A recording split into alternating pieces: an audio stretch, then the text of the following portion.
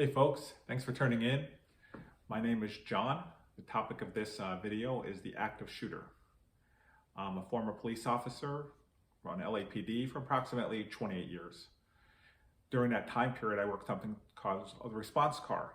And the response car would be the first patrol unit to arrive. Many shooting calls and violent crimes.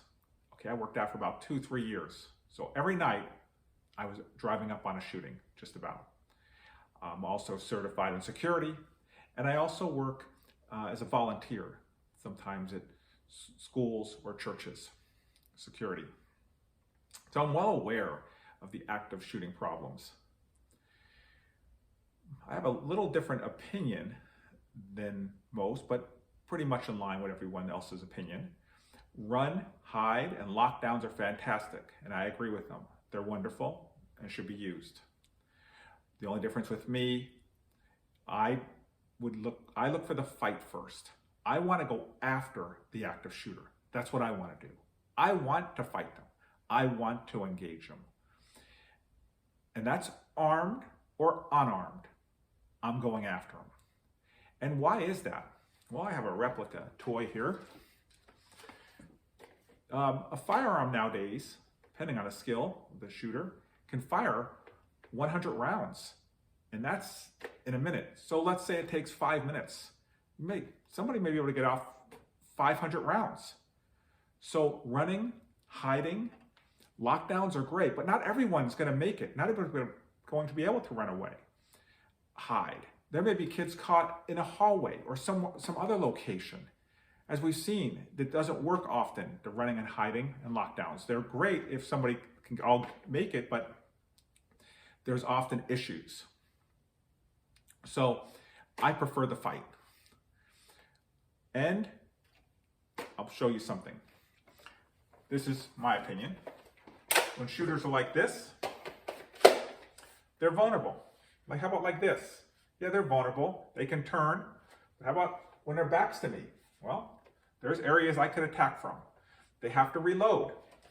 Okay, they're reloading, trying to get into a classroom. Are they vulnerable here? They don't know what's on the other side of that door.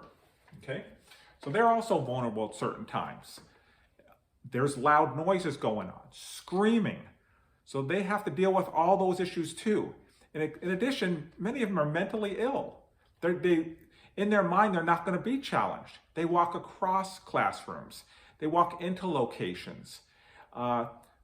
People may beg for their lives and they still keep going because in their opinion, no one's going to challenge or fight them. Well, I am.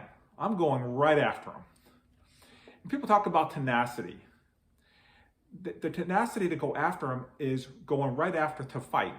There's different, in police work, police are taught tactics, hang back, call people out of locations, be cautious, use cover, concealment. However, in the active shooting situation, the shooter's just shooting everyone at random. That doesn't work. They're not going to walk out of locations. It doesn't work. Whether it's civilians, police, have to go after them, have to fight them. Me, I'm going to go right after them. I'm going to look for any vulnerable areas.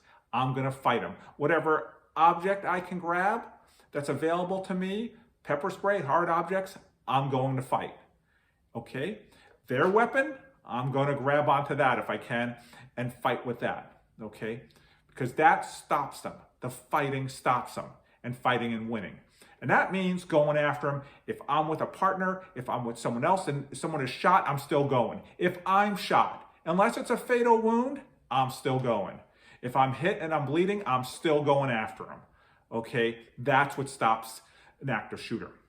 This is my opinion. Just going after them relentlessly. I want them to run, okay? I want them to run off, hide, okay? But I don't want them shooting anyone, okay?